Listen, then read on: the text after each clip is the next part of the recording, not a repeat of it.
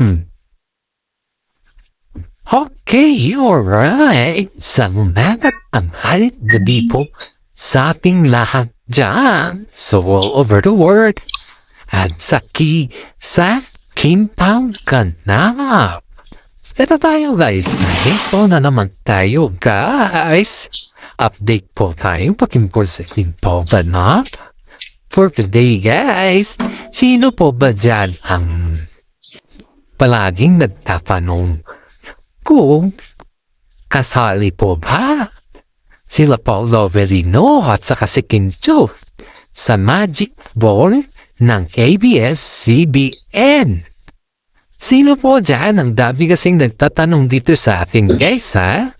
Tinatanong tayo kung invited ba sila Paolo Avellino at saka si Kim Chiu sa ABS-CBN Ball ng ABS guys. Yan yung mga tanong sa atin ng mga ibang fans or karamihan sa mga fans dito. Yan, napakakulit nila guys ha. Yan talaga yung mga tinatanong nila sa akin kahit hindi ko naman yan in fairness ha. Ayaw ko na kasing sumagot sa mga tanong na yung about sa invited. But alam naman natin guys na si Paolo Avellino at saka si Kim Chiu ay walang absent sa mga ganyan. Eh siyempre may mga tao din kasi dito na kinukulit tayo dahil may gusto siyang malaman eh. May gusto siyang malaman guys. May nag-PM po sa atin na patungkol dito sa kila Paolo Avellino. Kasi syempre guys, di ba kagagaling lang sila Paolo Avellino na promote ng My Love Will Disappear nila sa ibang bansa. At ito ang pinaka-nasaklap pa, nag-absent si Kimi sa Showtime. Pero hindi siya nag-absent dun sa jogging nila ni Paolo. Oh my God! My God, Pao! Ikaw na. Ikaw nang the best. Eto pa. O diba nung galing sila ng promotion tapos nakasama din nila si Aki at yun ay very thankful sa Aki sa kanila kasi ilang taon pa lang naman yun guys. Hindi naman palagi nila makakabanding yung bata.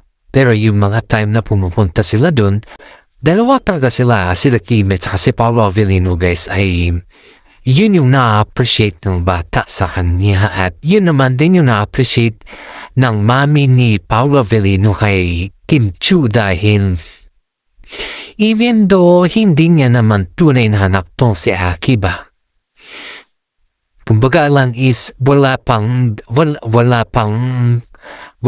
long table sa kanila yung pinaghahandaan pa lang. Pero yung pakiramdam niya dito sa bata is tinuring niya na parang anak guys. Iyan yung fairness, iyan yung nagustuhan ng side ni Paolo Avellino kay Kim Chiu. Yes! Kaya nga sabi ni mami ni Paolo na parang minamadali nga yung dalawa eh. Kumbaga is matanda na kayo na sa tamang edad na kayo. Ganun.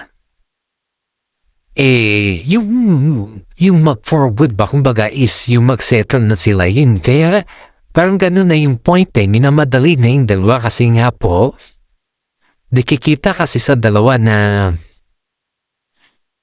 may future. May future sila guys. Silang dalawa, may future sila. Yeah, alam niyo pag sa labas kasi ng showbiz, sa labas ng showbiz, hindi natin nakikita yung dalawa nag-holding hands or very sweet na masyado. Walang ganon. Hindi natin sila nakikita ng ganon. Pero, pag yung sila na lang guys, sila na lang ha. Ayon dito sa ating legit na sources grabe daw yung clingy ni Paolo kay Kim Chiu. As in daw na wife to be ang si Kim Chiu po is ang asikaso kay Paolo Avellino is wife to be. Yung pag-asikaso ni in fairness yung kwan dito guys in fairness yung pag-asikaso ni Kim Chu kay si Yan noon ay mas triple pala kay Paolo Avellino guys. Kasi iba kasi yung mga style ng mga Chinese na babae kaysa sa mga lalaki. Based sa mga lalaki ito guys ito kasi yung style ng mga babae, mga Chinese na babae ba sa mga lalaki. Ang mga babae kasi sa kanila is bihira lang yung alam mo na. Diba? Sa kanila kasi importante bihira. Maasikaso yung mga babae sa kanilang asawa. Mapa-boyfriend man yan, girlfriend man yan. Maasikaso sila guys. Wala kang masabi. Talagang asikaso sila. And ganun naman si Kim Chu guys. Dapat yung babae sa kanila kasi is sa bahay lang yan. Lalo na pag may mga anak sila. Ganon sila. Lalo't kung may mga anak ba sila. Kung kumbaga is ang nakatuon talaga sila sa anak, dapat na priority yung anak. Yun yung sa kanila. Pero ang lalaki kasi sa kanila is breadwinner ba? Talagang sila yung maghanap buhay. Halos sa kanila yung gasto, halos paggatian, ganun kasi yung style. Dahil ito, nakita mo naman na si Kim Chu ay pinakita niya talaga paano niya asikasuhin si Paolo Avellino. Pinakita talaga sa mga magulang ni Paolo Avellino. Kaya nga po guys, ay itong pamilya ni Paolo ay ayaw kumbaga ba is winelcome talaga si Kim Chu na hindi bilang girlfriend. Winelcome siya na part na siya kagad ng pamilya. Kaya dito na pagtanto yung mga ibang netizen guys na unfair daw sa mga ex ni Paolo Avellino kasi hindi daw trinato ni mami niya ng ganon ang mga ex niya. Aba, ito naman ang tanong natin. Kung unfair, ang tanong ko or ang tanong ng makaramihan is ilang babae na ba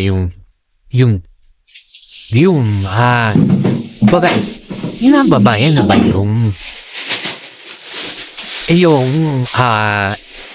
paano dito mag-spoil is that ilang babae na ba yung pinunta ni Paolo Avellino sa bahay nila? Di pa si Kim Chu lang.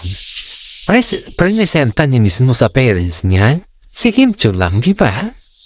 So, it's not unfair naman na sa mga ex na sinasabi mo. Kasi I believe naman na ang ex niya lang is ito si LJ.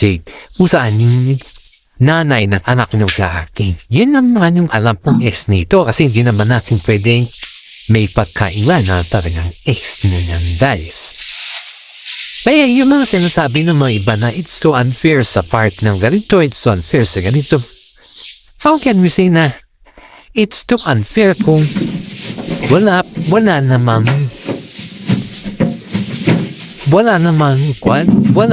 kumbaga is wala namang ex or mga girlfriend si Paolo Avellino na pinunta din.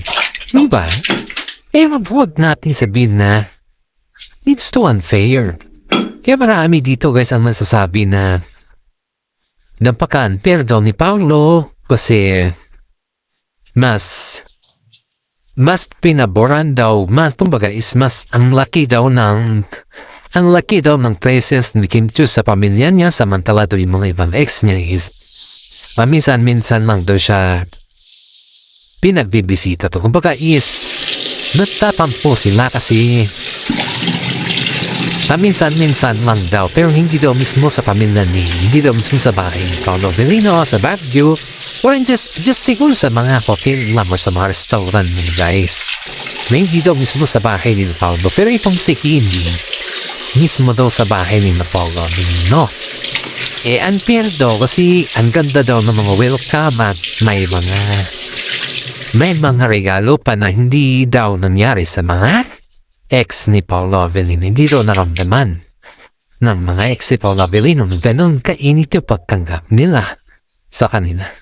Ito naman yung mga tanong. Yan po yung mga tanong ng mga, yan po yung mga comment pala. It's not tanong. Yan pala yung mga comment ng mga tao, mga fans, mga basers nito guys. Kay Paolo Avellino kung bakit kailangan pa ba daw niyang i-deny na marami na din siyang naging ex? Dahil, bakit daw niya kailangan i-deny? Kung i-deny daw niya na palagi, ibig sabihin, may tendency daw ba na i-deny din na si Kim Chiu? You know guys yan po yung question ng mga commentors or mga basers natin patungkol kay Paolo Avellino guys. Yan po yung mga question nila. Pero in fairness ang titindi namang question nila guys. Dahil sabi ni Paolo dito na hindi naman daw niya dinedeny yung kanyang mga ex. Dahil nag-iisa lang daw, ang alam daw niya kasi nag-iisa lang yung kanyang ex. At ang gusto daw niya is yung may privacy ng relasyon niya. Hindi daw sinasa publiko, which is tama naman. Pero sa manalagay kasi ng mga iba dito guys, feeling year at saka feeling year gusto kasi nila yung lantaran. Kaya yun. Dahil dito guys ay hindi na maipakita nila Paolo Avellino at kasi Kim Chiu yung talagang feelings nila sa pagsandami ng bata sa pinaparamdam nila yung feelings nila sa isa't isa ay binabas sila kasi nga sa mga performance kasi ni Paolo pag tuwing may mga girlfriend daw siya ay hindi daw niya ini-invite sa Baguio sa bahay nila. Pero si Kimi talaga ini-invite guys. Kaya dito mo malalaman talaga na yung very proud si Paolo kay Kim Chiu dahil wala po siyang happy. At ito pa guys, may napanood akong video na kung saan ay yung aminan factor na hindi naman tinanong dito na yung vocal ba. Pero ang tanong lang kasi dito guys is yung about sa kung kailan daw magpo-forward si Paolo. Kung kailan daw niya maging matured ba? I mean, hindi naman sa matured na utak ba, pero yung future ba yung tinatanong dito. Pero sagot naman ni Paolo dito is depende na daw kung kailan. Kasi nga po, nasagot niya ng depende kasi depende naman talaga kay Kim Chiu kung kailan siya ready.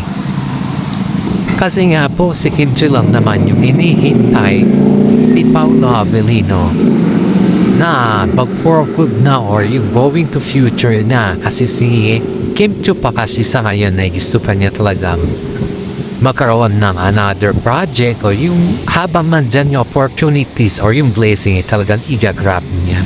Yan kasi yung patakaran ni Kim Chiu sa kanyang buhay. Kaya hindi naman natin pwedeng ipilit. Kaya yun po yung sagot ni Paolo Avellino dun sa lie detector na napanood ko na video at dun din umamin si Kim Chiu na hanggat kaya pa ng katawan, hanggat kaya pa at may mga marami pang project, i-grab natin yung kasi ang opportunity not once only. Yan naman po yung sagot ni Kimi dun sa alternative na question din kay Paolo Avellino. Kaya dito natin napatunayan guys na sa kabila ng lahat ng paghihintay ni Paolo ay nakasalalay pa rin kay Kim Chiu ang lahat.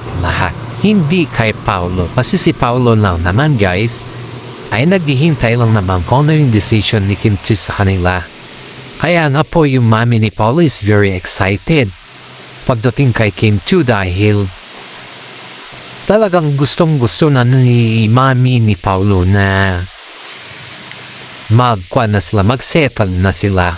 Pero ito nga, sabi nga ni Kim Chiu na habang may mga projects pa, habang may mga opportunities pa, ay gagrab mo na. Kasi nga po, ang opportunity not once ang sa buhay. Which is tama naman si Kimi kasi nga yung opportunity naman minsan naman yan hindi naman kalagi yan. Kaya sa ngayon kasi guys is super duper blessings yung Kim Pao. Dahil after yung mga promotion nila sa ibang bansa, kita mo naman yung special ni Paolo Avellino kay Kimi. Diba? Instead, sana na pumasok siya Showtime. Kaso nga naman, nagpahinga siya. Pero, pumunta naman sa jogging. Kasama niya naman si Paolo Avellino. Kaya laking tuwa nga ng mga fans nila na priority talaga ni Kim to si Paolo Avellino. At saka yung pag-alaga niya kay Paolo, guys, is talagang feeling asawa na talaga silang dalawa. Kaya maraming naiinggit sa kanila na kasama nila si showbiz dahil sila po ay papel na lang ang kulang sa kanila. Inaamin naman ni Kimi, guys, na alagang-halaga naman si Paolo sa kanya. At inaamin din ni Paolo na malaga naman talaga si Kimi. Dahil dyan, guys, ay maraming humahanga sa kanilang dalawa. Dahil kahit sa dami ng batikos o sa dami ng mga balita na hindi yung bang mga paninira sa kanila ay hindi pumapatol si Paolo Avellino sa lahat ng bagay. Ang sabi pa man ni Kimi, let them, free naman yung magsalita, free naman mag-comment. Huwag natin silang pigilan kasi opinion nila yun. Kaya sabi naman ni Paolo na okay lang kasi nga sila lang naman yung nag-uusap dyan at saka sila lang naman yung may sariling intention sa kanilang mga sinasabi. Dahil kaya lang naman dito ay bilang isang artista ay may freedom naman din tayo na pwede tayong hindi sumabat sa kanila or pwede tayong sumabat sa kanila. Depende na lang yan sa sitwasyon. Yan po yung sabi ni Paolo at saka si Kimi sa kanilang mga magagandang bashers. Guys, you know, ang mga bashers po ng Kim Pao ay akala mo solid, pero hindi sila solid kasi ang tinitignan nila sa Kim Pao ay yung kamalian ng isa't isa. Hindi yung nagandang naidulot ng Kim Pao sa kanila kung paano naman nag-success ang Kim Pao. Wala silang ganon, guys. Talagang tinitignan talaga nila is yung negatibo sa Kim Pao at feeling mga loyalista din mga yan, guys, ha. Kaya payo dito na nag-aabang si Kim Pao ay alam na natin kung ano yung ugali ng mga bashers niyan. Kaya laking pasalamat ko din sa mga senior citizen dyan na sa akin, sumusubaybay sa aking update patungkol sa Kim Pao. Isang malaking tulong na po yan para sa akin, guys. At saka sa mga pan naman dyan, guys, sa mga nasa ibang bansa. Shout out po sa inyo yung ating YouTube channel. Paki-like and share naman po yung ating updates para sa ganon, mas marami pa tayong i-updates. Yung patungkol naman, guys, sa sapatos na binigay ni Kimi ay yun na yung sa susunod na update natin yon para masubaybayan ninyo at kung ano din yung kaganapan dun sa ibang bansa na nangyari sa kanilang endorse niyan. Sa susunod na din po yung updates natin. Sa ngayon, guys, ay yung update na lang po natin ay yung paano naging masaya si Kimi sa mga pamilya ni Paolo Avellino. At hanggang dito na lang po yung ating update. Maraming salamat at God bless po sa ating lahat.